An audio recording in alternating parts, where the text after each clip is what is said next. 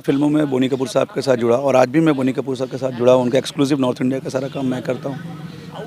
मैंने रजनीकांत सर के साथ काम किया इतनी छोटी सी लाइफ में, मतलब अभी जर्नी में मैं कहूँगा। बड़े लोगों का सपना होता है। मैंने बच्चन साहब के साथ काम किया गुलाबो सिताबों में। मैंने श्रीदेवी जी के साथ काम किया मॉम में। मैंने अभी रिसेंटली मेरी फिल्म रिलीज़ थी अजय देवगन साहब की मैदान, वो हमारी फिल्म थी। मैंने मनोज वाजपेयी जी के साथ अभी भैया जी रिलीज़ थी, वो हमारी फिल्म थी। पंकज त्रिपाठी जी जो हमारे बगल के ज़िले के हैं, बेलसर के रहने वाले, मैं उनके साथ मैं अटल हूँ और कागज़ दोनों फिल्में मैंने की।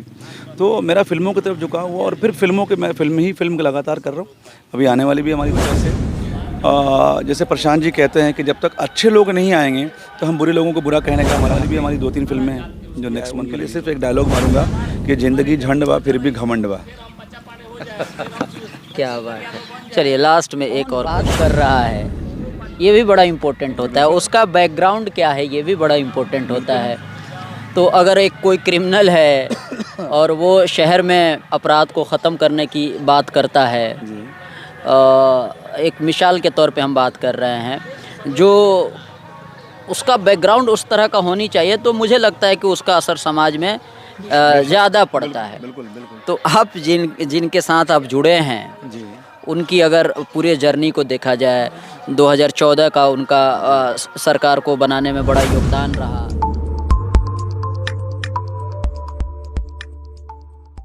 कहते हैं आप सभी का लगनदाज की टीम अभी सीवान का जो आपका गोरिया कोठी विधानसभा मुस्तफ़ाबाद में हम लोग अभी हैं। इकबाल जाफरी उर्फ सोनू भाई के पास अभी हम लोग हैं, जनसुराज से जुड़े हुए हैं। और जो आपका फिल्म इंडस्ट्री है, बॉलीवुड जिसको कहते हैं, बॉलीवुड से भी इनका नाता है। कई फिल्मों में इन्होंने काम भी किया है। तो आज हम लोग फर्स्ट मुलाकात है, तो बेसिक चीज़ों को समझने की कोशिश करेंगे। और पॉलिटिक्स में भी बढ़ के हिस्सा लेते हैं, चाहे धर्म हिंदू का हो, मुस्लिम का हो, सारे धर्म में सारे के दुख दर्द फेस्टिवल में शामिल रहते हैं और एकता का ऑलवेज मिसाल देते हैं, ऑलवेज परिचय देते हैं। बेसिक बातों से हम लोग चीज़ों को स्टार्ट करने की कोशिश करेंगे।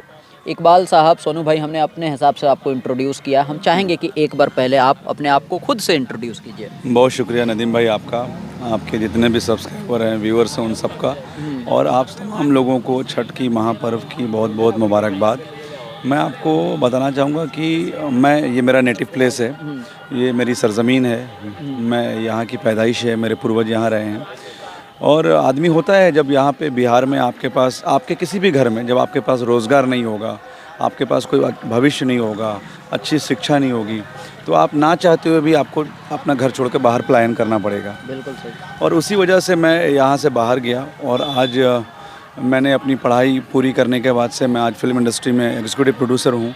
मैं फिल्में बनाता हूँ, हाउ टू मेक फ़िल्म, मतलब एक स्क्रिप्ट लिखने के बाद से फ़िल्म कैसे बनती है, किन किन लोकेशनों पे बनेगी, कौन कौन आर्टिस्ट होगा, वो सारा मैनेजमेंट मेरा होता है। और उसके बावजूद जब मैं थोड़ा सा अपनी ज़िम्मेदारियों से मुक्त हुआ तो मैंने सोचा यार कि सब कुछ तो ठीक है, ज़िंदगी 150 साल की नहीं है, मेरे ऊपर भी कुछ ज़िम्मेदारियाँ हैं जो मेरे मुल्क की हैं, मेरे अपने वतन की हैं, मेरे वतन के लोगों की हैं, और जो मेरे बाप दादा का जो बैकग्राउंड रहा है, क्योंकि मेरे दादा यहाँ से जब तक जीवित रहे, निर्विरोध मुखिया रहे, स्वतंत्रता सेनानी रहे। मेरे छोटे दादा डांडी यात्रा में गांधी जी के साथ थे और पटना जेल में उनका इंतकाल हुआ। तो मेरी एक ज़िम्मेदारी थी और यहाँ के लोगों का एक भरोसा था हमारे परिवार पे, हमारे घर पे, हमेशा, आज भी। तो मैंने छोटी सी कोशिश की कि मैं अपने वक्त में से कुछ वक्त निकाल कर अपनों को मैं वक्त दे सकूँ, पहली चीज़। दूसरी चीज़ मैं आपको ये बताना चाहूँगा कि मेरा कोई पॉलिटिकल इंटरेस्ट नहीं है। अच्छा। हाँ, लेकिन कभी कभी क्या होता है, मजबूरी की वजह से, जैसे प्रशांत जी कहते हैं कि जब तक अच्छे लोग नहीं आएंगे तो हम बुरे लोगों को बुरा कहने का हमारा हक नहीं है। और मैं प्रशांत किशोर जी की आइडियोलॉजी को फॉलो करता हूँ और मैं जनसुराज से जुड़ा हुआ हूँ, उसका संस्थापक सदस्य हूँ। मुझे अच्छा लगता है उनकी चीज़ें, और मैं अपने वतन में, अपने घर में कोई पॉलिटिक्स की बात करने नहीं, मैं सिर्फ चाहता हूँ कि यहाँ पे एक हिंदू मुस्लिम एकता की मिसाल हो, हम सब एक दूसरे के सहयोगी बने, एक दूसरे के दुख दर्द में बने, जिसको इंसानियत कहते हैं। इसी वजह से मैं यहाँ आता हूँ जी, अपने वतन। तो पॉलिटिक्स की आपने बात की, आइडियोलॉजी की आपने बात की, बिहार में अगर बात की जाए, अगर एक नंबर की पार्टी बोला जाए, या आरजेडी एक तरीके से कह सकते हैं, क्योंकि ज़्यादातर जो मुस्लिम होते हैं या तो आरजेडी में जाते हैं या उससे अगर रह गया तो जेडीयू में जाते हैं, तो इन सब या कांग्रेस में जाते हैं, तो इन सबको आपने छोड़ के जनसुराज से आपने जुड़ा, तो आपके आपके दिमाग में नहीं है कि हम इस पार्टी से जुड़ते हैं? देखिए इनका भी तो विचारधारा समाजवाद का ही बिल्कुल विचारधारा है। हम लोग पहले थे और हम लोगों ने आज तक 35 सालों से इनकी विचारधाराओं को फॉलो किया, बट हमको मिला क्या ठेंगे के अलावा? हम लोगों ने जिस अंगूठे से वोट के लिए दबाया और हमें ही वो पॉलिटिकल पार्टियों ने अंगूठा दिखाया। आप देखिए आज हमारे बिहार की बात आप कीजिए, अन्य राज्यों से सबने राज्य किया। ये अच्छी बात है कि नीतीश जी ने चलिए रोड सड़क और बिजली हमें दी, लेकिन सिर्फ क्या रोड सड़क और बिजली का ही हमारा हक़ है? क्या हमारी अच्छी शिक्षा का हक़ नहीं है? क्या अच्छे स्वास्थ्य का हमारा हक़ नहीं है? क्या नौकरी का हमारा हक़ नहीं है? फैक्ट्रियों का हमारा हक़ नहीं है? आज बिहार में आप देखिए, अगर आज शायद बिहार में इंडस्ट्री होती तो मुझे जाने की ज़रूरत नहीं थी। अगर बिहार में आज इंडस्ट्री होती तो मुझे शायद मैं बाहर नहीं जाता, मैं अपने घर पे रहता। आज मेरे अगर यहाँ अच्छे स्कूल होते, तो यहाँ अगर सिवान में कोई अच्छा स्कूल होता तो मैं कभी बाहर नहीं जाता अपने बच्चों को लेके, मजबूरी में जाना पड़ता है लोगों को। सिवान में अगर अच्छा हॉस्पिटल होता तो शायद किसी को गोरखपुर या और जगह नहीं, अन्य प्रदेशों में नहीं जाना होता। तो जब हमें आज तक आपने ठगा है और आज लोग जागरूक हो रहे हैं, युवा जागरूक हो रहे हैं, कब तक हमें धर्म के नाम पे, हमें दूसरों से डरा के हमारे वोट का आप इस्तेमाल करते रहोगे? हमेशा चाहे वो लालटेन हो, चाहे वो तीर हो, चाहे वो कमल हो, जिसने जो भी लोग हैं, कभी कमल ने हिंदुओं को मुस्लिम का डर दिखा के, लालटेन ने मुस्लिमों को हिंदुओं का डर दिखा के अपनी अपनी राजनीतिक रोटियां सेकी हैं।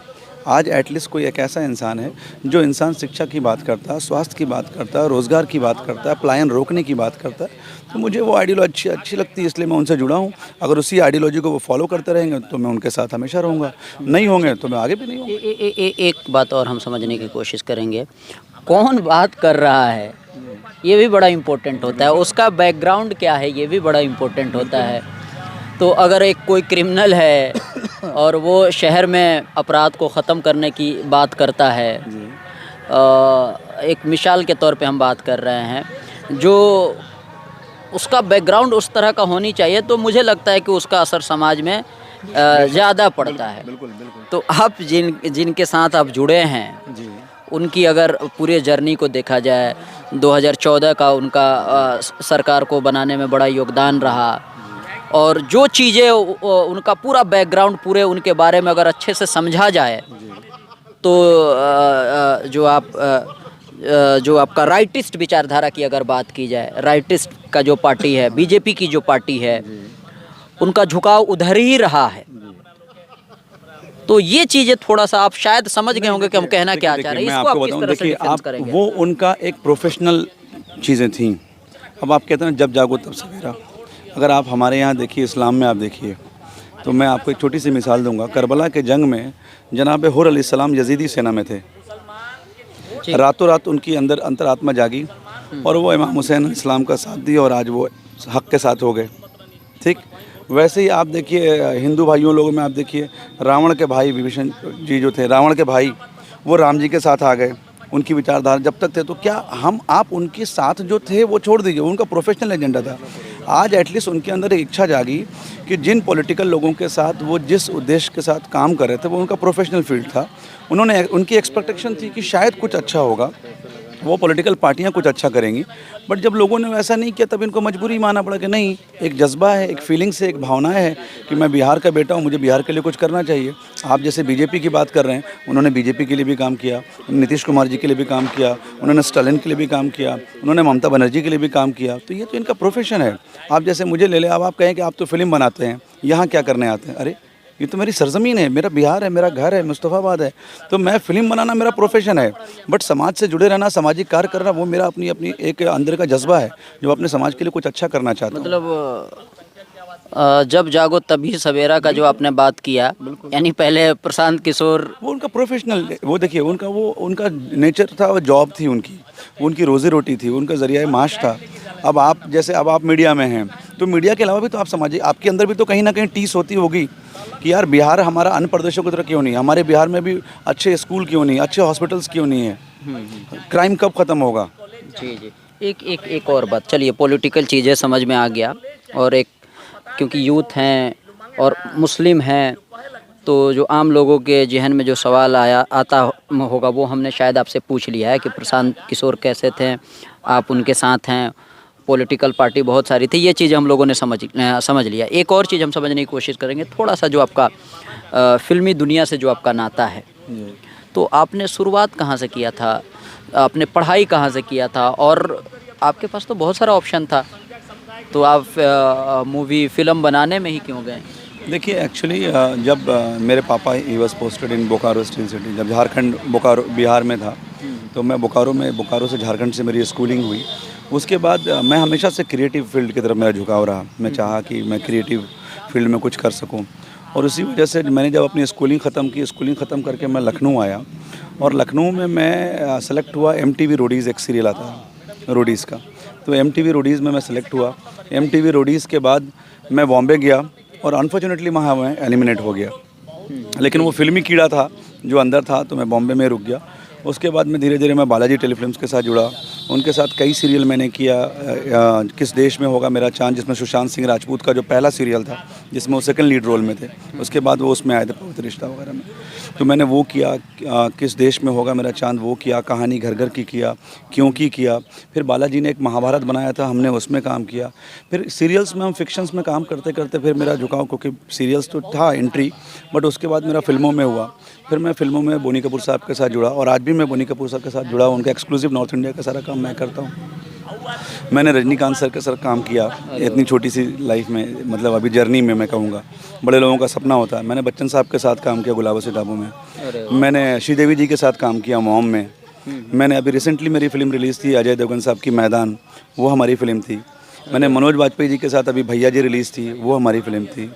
पंकज त्रिपाठी जी जो हमारे बगल के ज़िले के हैं, बेलसर के रहने वाले, मैं उनके साथ मैं अटल हूँ और कागज़, दोनों फिल्में मैंने की।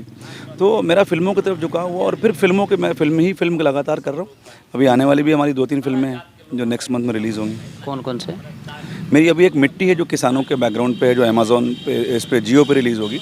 उसके अलावा हम एक और फिल्म कर रहे हैं टी सीरीज़ की, जो एक चतुर नार, जिसमें भूषण कुमार जी की वाइफ दिव्या खोसला जी और नील नितिन मुकेश हैं। तो उसकी शूटिंग भी जल्दी होने वाली है। तो और मैं एक कोशिश ये भी कर रहा हूँ कि एक फ़िल्म की शूटिंग एटलीस्ट मैं अपने घर, अपने बिहार, अपने सिवान ज़िले में भी करूँ, हिंदी फिल्म की शूटिंग।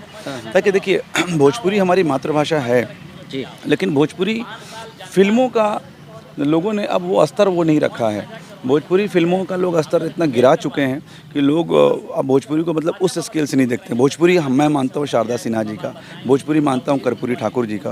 वो भोजपुरी को जिस स्केल पे वो लेके गए अब कहाँ बचा है जो आजकल के लोगों ने, सिंगरों ने कर रखा। तो मेरी ये ख्वाहिश है कि मैं एटलीस्ट एक हिंदी फिल्म यहाँ पे शूट करूँ अपने यहाँ, जिससे कि एटलीस्ट मेरे ज़िले का, सिवान का, और जो बॉलीवुड में एक मिथ है कि बिहार मत जाओ, क्राइम बहुत है, उठा लिए जाओगे, तो उसको मैं तोड़ना चाहता हूँ। तो बहुत जल्दी आप देखेंगे सरजमीन पे भी एक हिंदी फिल्म की शूटिंग। आप बॉलीवुड में क्या करते हैं? जो जैसे फिल्म बनाने में बहुत सारा अलग अलग डायरेक्टर होते हैं, प्रोड्यूसर होते हैं, एक्टर होते हैं, एक्ट्रेस होते हैं, उसमें आपका क्या रोल? देखिए मैं एक्टिंग भी करता हूँ, अपनी छोटी मोटी एक्टिंग भी कर लेता हूँ, क्योंकि कीड़ा वही था। उसके अलावा मेरा जो है, मैं एक्चुअली एग्जीक्यूटिव प्रोड्यूसर हूँ। मेरा काम होता है जब स्क्रिप्ट रेडी हो जाती है, तो स्क्रिप्ट रेडी के होने के बाद से जो एक राइटर का विज़न होता है कि हमारा लोकेशन ऐसी होनी चाहिए, हमारा बैकग्राउंड ऐसा होना चाहिए, हमारा आर्टिस्ट ऐसा होना चाहिए, तो वो सारी चीज़ें टिल द रिलीजिंग, मतलब रिलीजिंग तक वो सारी चीज़ें, लोकेशन कहाँ पे पूरे हिंदुस्तान में या विदेश में कहाँ पे शूटिंग हो सकती है, जो राइटर ने फिक्शन सोचा वो कहाँ पे उसके फिट बैठेगा, वो लोकेशन बड़ा टफ काम है। बड़ा नेटवर्क होना चाहिए उसके लिए। जी कि अगर वो पहाड़ सोचा कि पहाड़, एक घर हो जिस घर के पीछे पहाड़ भी हो, झरना भी हो, अब आप कहाँ सोच सकती है? तो आपने सोच लिया, ये तो आपकी सोच है, बट उसको अब हमें पूरे भारत में ढूंढना है कि कहाँ हो। तो वो नेटवर्क के ज़रिए हम लोग पता लगाते हैं कहाँ पे ऐसे मिल सकता है। तो वो हमारा पूरा काम, उसको पूरे गुलदस्ते को सजाकर, आर्टिस्ट कौन होगा, कैसे कैसे होगा, उन आर्टिस्टों को लेकर फिल्म शूटिंग के एंड तक, पोस्ट प्रोडक्शन तक, ये मेरा काम होता है। देन फर्स्ट कॉपी हम प्रोड्यूसर डायरेक्टर के हवाले करते हैं, देन फिर रिलीज़ टीम करते हैं। एक और आपने बात की कि हम एक्टिंग भी कर लेते हैं, तो हम चाहेंगे कि जो अब तक का जो सबसे बेहतरीन डायलॉग है वो हमारे दर्शकों को सुनाएं। देखिए कुछ ऐसा डायलॉग तो नहीं, मैं सिर्फ एक चीज़ बोलता हूँ कि जितने भी लोग हैं हमारे, उन सबको मैं ये मैसेज देना चाहूँगा कि अगर आप कुछ अच्छा करना चाहते हैं, अगर आपके अंदर जज्बा है, अच्छा करने के लिए ज़रूरी नहीं कि आप हिंदू हैं या मुसलमान हो, आप मुखिया हो या ज़िला परिषद हो या विधायक हो, आपके अंदर जज्बा होना चाहिए। आप शुरुआत अपने घर से, अपने पड़ोस से, अपने मोहल्ले से भी कर सकते हैं। अच्छाई के लिए कोई पर्टिकुलर कोई सीट की ज़रूरत नहीं होती है। तो मेरा सिर्फ एम ये है। और डायलॉग मैं क्या कहूँ, मैं तो सारे पॉलिटिकल आजकल के राजनेताओं को देख रहा हूँ, जो ज़बरदस्ती लोग नेतागिरी कर रहे हैं, चाहे कोई भी पार्टी हो, जो लोगों को जिन्होंने सिर्फ मिसयूज़ किया है, उनके लिए सिर्फ एक डायलॉग मारूंगा कि ज़िंदगी झंड बा फिर भी घमंड बा। क्या बात है। चलिए लास्ट में एक और क्वेश्चन, फिल्म इंडस्ट्री में आप काम करते हैं, पॉलिटिक्स में भी इंटरेस्ट है और मुस्तफ़ाबाद में आप सबके दुख सुख, फेस्टिवल त्यौहार में सब में शामिल रहते हैं, तो इस चीज़ को आप कैसे मैनेज करते हैं? इन दोनों चीज़ों का आप किस तरह से मैनेज करते हैं? मेरा कोई सच पॉलिटिक्स में इंटरेस्ट नहीं है। मैं सिर्फ यहाँ पे इंटरेस्ट, मेरा इन्वॉल्वमेंट रहता है। इन्वॉल्वमेंट इसलिए रहता है ताकि लोगों के साथ अन्याय नहीं हो। लोगों बड़े जो जनता है ना, वो बड़ी भोली है। उन अब तक लोगों को छला गया है जिस भी राजनीतिक पार्टियों द्वारा। तो मैं चाहता हूँ कि एटलीस्ट मेरे सिर्फ मकसद ये है कि उनको उनका हक मिले। जी जी। जो उनका हक है वो उनको मिलना चाहिए। और उसके अलावा मैं कोशिश करता हूँ, मेरी पूरी टीम है यहाँ पे, बहुत सारे लड़के हैं, बहुत सारे यूथ हैं, बहुत सारे बुज़ुर्ग लोग हैं जो मेरे साथ जुड़े हुए हैं। और हमने अपने पंचायत का एक ग्रुप भी बना रखा है। किसी तरह के सुख दुख तकलीफ़, किसी की कोई ज़रूरत हो तो आप उसमें डाल सकते हैं। आप देखिए पूरे पंचायत में हमने लगभग 250-300 स्ट्रीट लाइट लगाई हम लोगों ने। ये रोड आप सामने देख रहे हैं, ये रोड हम लोगों ने भाग दौड़ के पटना से, जब जयंत राज जी मिनिस्टर थे तो वो हम लोगों ने बनवाई। उसके अलावा हम लोग लगातार लोगों की मदद करते हैं। हम कोशिश करते हैं जब हमारी शूटिंग नहीं हो तो उस दौरान मैं फ्री होता हूँ, तो जो भी मुझे 1 महीने का टाइम, 15 दिन का टाइम, 20 दिन का टाइम हो, उसमें से कुछ वक्त मैं चाहता हूँ कि अपने गांव में गुजारूँ, लोगों से मिलूँ, उनके दुख दर्द तकलीफ़ों को मैं देखूँ। और उसके अलावा जब मैं नहीं रहता हूँ तब भी मैं अपनी टीम से कहता हूँ और लोगों से भी मैं ये कहता हूँ, फेसबुक पे लाइव आके चाहे ऐसे भी, कि आपको कोई भी दुख तकलीफ है, कोई परेशानी, कोई ज़रूरत हो तो आप ग्रुप में डालिए, आपको तत्काल समाधान मिलेगा। जी। चलिए वीडियो ख़त्म करेंगे। आपको ये पूरा वीडियो कैसा लगा, कमेंट के माध्यम से आप सब लोग कमेंट के माध्यम से अपनी राय दे सकते हैं। सोनू भाई से हमेशा अब मिलेंगे हम लोग, जब भी आएंगे तो मुलाकात होते रहेगी और बीच बीच में एक एक अपडेट आपको हम लोग बताएंगे, पहुंचाएंगे। तो फिलहाल आज के लिए इतना ही। बने रहें, देखते रहें अलग अंदाज।